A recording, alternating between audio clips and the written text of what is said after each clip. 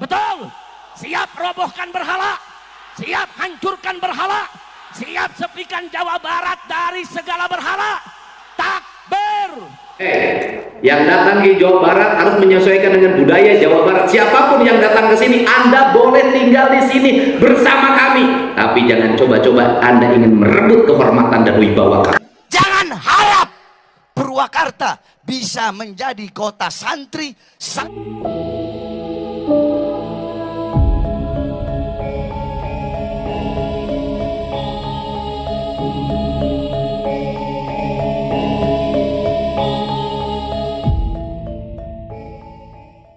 Saya ingin kembalikan kembali, nggak boleh lagi di Jawa Barat nanti ada orang di depan publik, bukan kewenangannya caci maki orang, menghukumi orang, menghujat orang seenak perutnya, seolah-olah tidak ada aparat di sini. Saya nggak mau.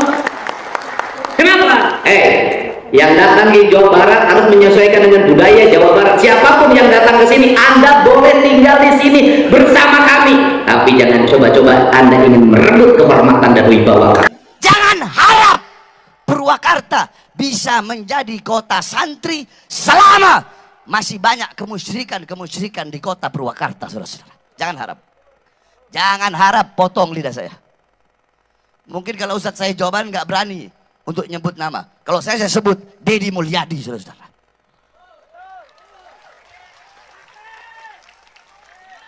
Nah, Jokowi aja saya sebut, apalagi Deddy. Jawa Barat akan dia bikin jadi daerah yang penuh dengan kemusyrikan, saudara-saudara. Makanya yang kayak begitu harus ditumbang. Harus ditumbang.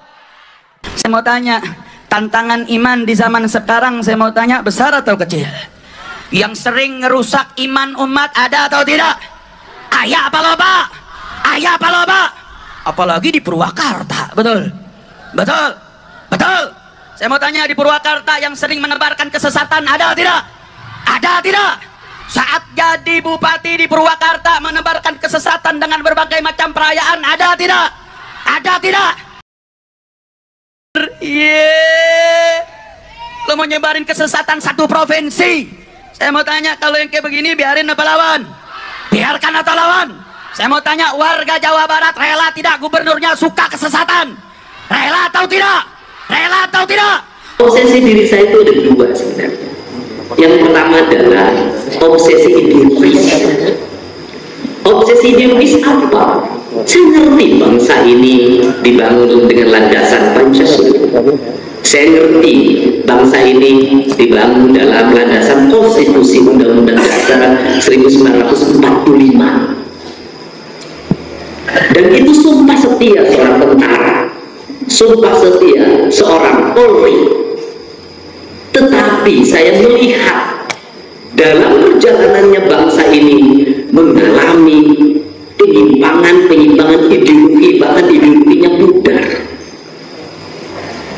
Makin kesini orang makin tidak punya keberanian untuk menegakkan Pancasila secara benar.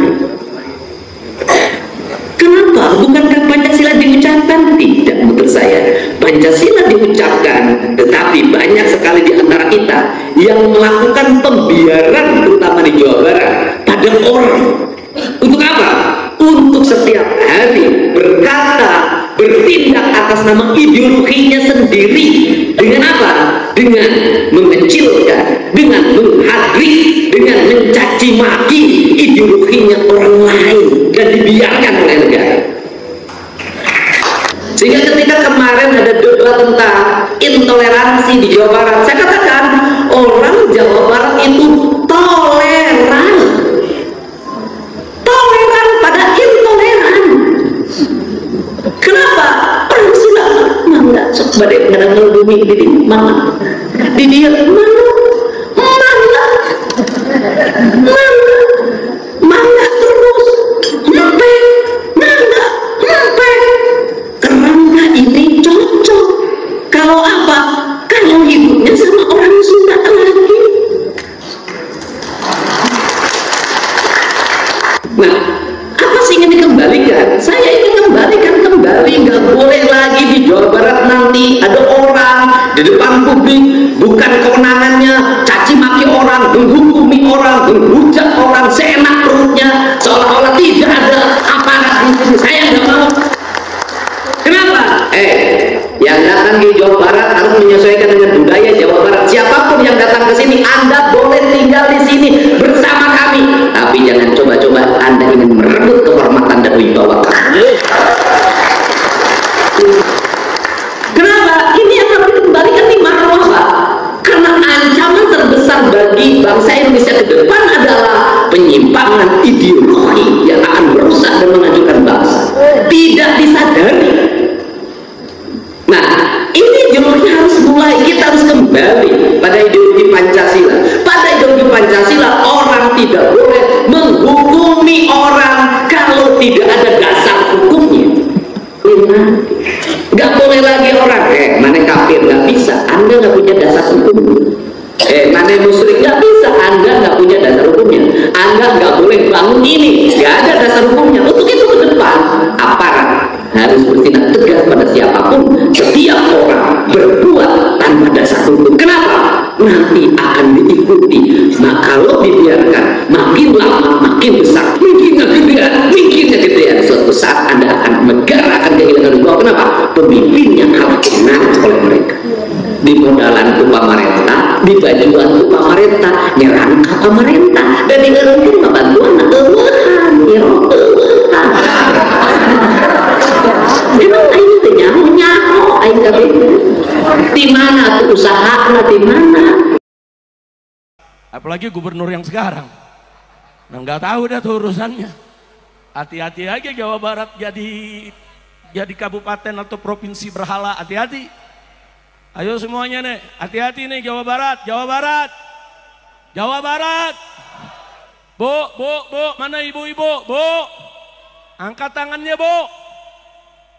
Hati-hati, ini di Jawa Barat nih sedang ada ala khatarin azim, sedang ada bahaya besar.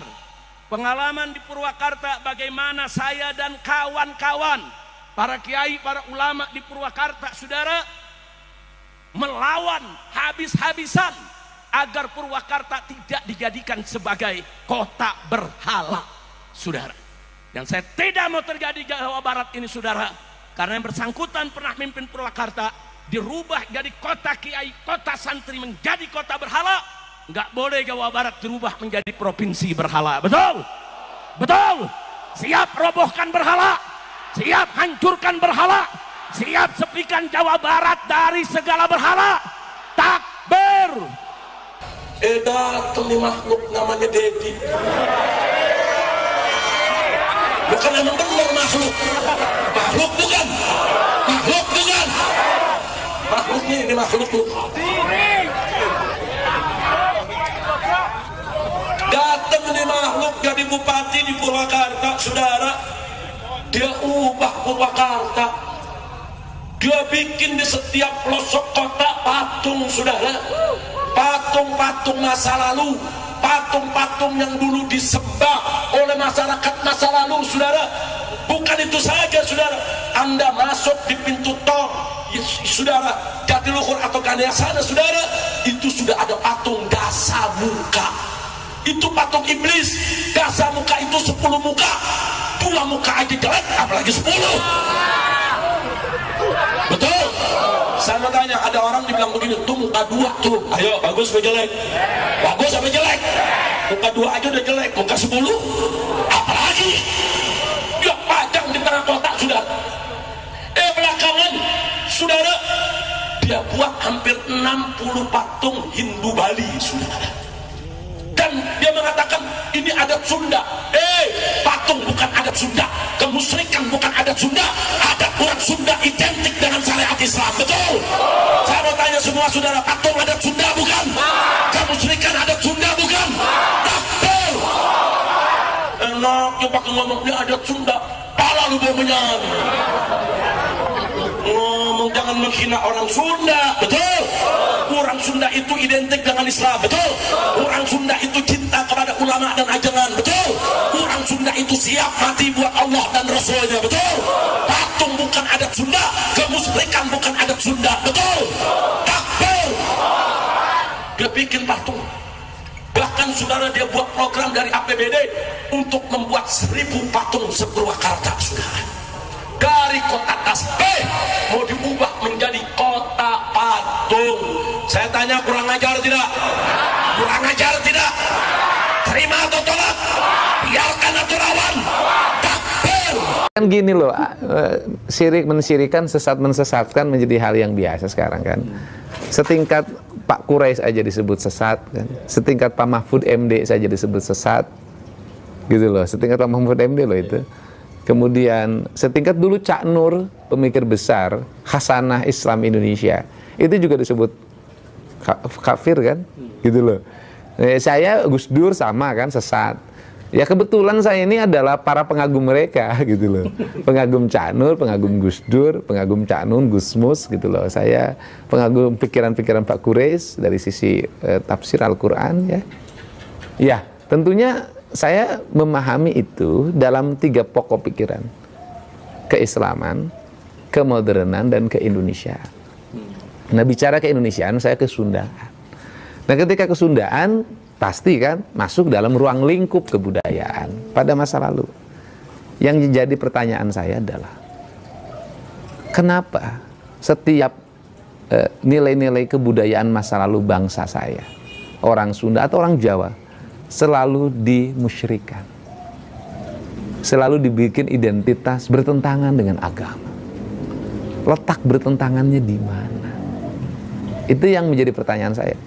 Tetapi ajaran kebudayaan yang dibawa dari Timur Tengah itu kan juga banyak yang bukan dilahirkan pada zaman Nabi. Sebelum Nabi sudah ada. Nah, misalnya Pak Said Agil pernah menyampaikan dalam ceramahnya, masjid itu pakai menara. Menara itu dari munara. Munara itu adalah tempat penyimpanan api. Yaitu orang-orang Majusi waktu itu menyembah api yang disimpan di menara. Kemudian menara itu menjadi khasanah masjid yang dipakai di kita semua. Kenapa sih itu boleh dipakai jadi masjid? Kenapa yang di kita nggak boleh? Nah, ini yang menjadi pertanyaan kita gitu loh. Bagi saya, nilai-nilai masa lalu itu penuh kearifan. Misalnya orang Sunda, silih asah, silih asih, silih asuh, apa sih tidak arifnya? Ada kereta kencana, kemudian dikasih dikasih ratus ya, dikasih bunga. Apa bedanya dengan bendera yang dihormat? Kan sama, diarak setahun sekali, orang nonton foto-foto. Apa bedanya dengan bendera yang dihormat? Kan sama aja. Apa benderanya sih dengan bendera ormas, bendera partai? Kan sama gitu loh. Itu kan simbolisasi saja. Ya, kalau itu nggak boleh, bendera ormas juga jangan dibela-bela dong. Kan ketika nama ormasnya dilecehkan orang lain kan ngamuk. Kan ketika nama partainya dilecehkan orang lain kan orang ngamuk juga. Kan artinya bahwa samalah semuanya juga masih menghormati simbolisasi gitu loh. Cuman beda. Ya cuman beda. Nah, itu problemnya apa? Misalnya kain pohon dikasih kain, terus problemnya apa? Katanya itu dianggap yang menghidupkan agama Hindu. Nah, pertanyaan saya, ada nggak di India pohon dikasih kain? Nggak ada. Itu khas Bali aja. Bukan khas Hindu loh, khas Bali. Bali itu khasnya budaya Nusantara. Nah, kemudian menjadi pertanyaan saya, lu masalahnya apa? Bagus mana pohon dikasih kain dengan pohon dikasih paku? Dikasih paku, kasih iklan, ditulisan di situ. Misalnya hubungi 08 sekian gitu kan ya, untuk sedot tinja. Okay. Bagus mana dengan pohon dikasih kain? Nah, yang dimasalahin kan kain kotak-kotak warna hitam. Nah, kain kotak-kotak warna hitam itu kan bukan barang baru di kita.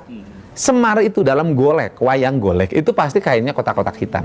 Hanoman itu kain kotak-kotak, karena orang Indonesia itu mengenal 2 warna hitam putih. Kan sama dengan di Mekah. Mekah juga kan hitam, kenapa nggak pink? Kan artinya warna hitam memiliki makna filosofi. Warna putih memiliki warna filosofi. Nah, kemudian kotak-kotak. Nah, kalau kotak-kotak juga nggak boleh, papan catur juga nggak boleh. Oke, Kang, apa pertimbangannya membungkus pohon? Estetika, agar pohon itu nggak ditempelin paku. Dirusak. Kenapa dikasih kotak? Karena eksentrik. Karena dikasih kain pink nggak pantas. Nah, yang disebut menistakan itu apa? Orang menistakan agama itu, orang miskin lapar, nggak dikasih makan. Orang kayanya tertawa terbahak-bahak, itu menistakan agama. Anak-anak yatim dibiarkan terlantar. Orang-orang sakit dibiarkan tanpa pengobatan. Itu menistakan agama.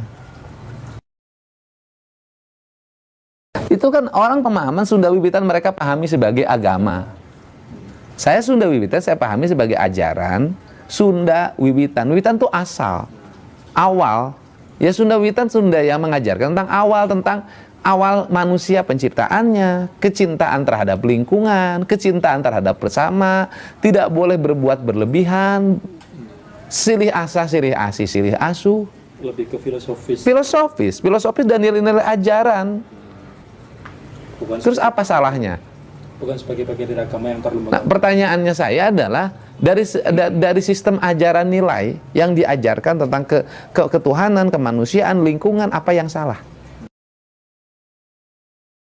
Terus tunjukin di 1000 patung itu di mana? Katakan bilang seperti itu. Loh enggak, mereka salah pemahaman. Di Purwakarta itu patung itu bukan barang baru. Purwakarta itu punya industri keramik pleret. Ya kan? Membikin celengan dari tanah liat, celengan semar, terkenalah celengan Paleret. Jadi itu asli Purwakarta. Celengan Paleret, dibikin patung celengan yang besar-besar, yang harimau, yang itu, yang ini. Nah, ada khas Paleret namanya menong. Nah, menong itu adalah identitas Paleret dan menjadi khas Purwakarta hari ini. Saya menjadikan menong hari ini menjadi asalnya mukanya perempuan, menong itu. Ya kan, diganti oleh saya mukanya jadi wayang 2 muka. Kalau ada Dorna, di baliknya ada Semar. Kalau ada Yudhistira, di baliknya ada Duryodhana. Kalau ada Sangkuni, di baliknya ada Bisma. Jadi manusia itu 2 muka. Saya pasang di gerbang masuk ke arah Purwakarta lewat Jatiluhur. Itu khas yang bikinnya orang Pleren. Itu identitas kita. Terus pertanyaan saya, yang problem apa? Nah, berhala ya konsisten. Kalau patung itu dianggap berhala dan tidak boleh, bikin keputusan yang menyeluruh untuk seluruh orang Indonesia. Dalam keputusan Kepres, dalam Perpres, dalam undang-undang. Karena saya bupati penyelenggara konstitusi. Pertanyaan saya adalah, kenapa sih kalau patung harimau Kodim nggak dimasalahin? Kenapa patung Lodaya di Polres nggak dimasalahin? Kenapa patung polisi nggak dimasalahin? Kenapa patung tentara nggak dimasalahin? Sepertinya memang. Nah di Jakarta patungnya lebih gede, patung Sudirman. Nah persoalannya kenapa sih patung yang gede di Jakarta yang dimasalahin, yang di Purwakarta yang kecil-kecil? Lah itu pertanyaan saya, kenapa sepertinya FPI? Saya nggak tahu, nggak tahu. Sampai. Ya nggak tahu, mungkin saking sayangnya sama saya.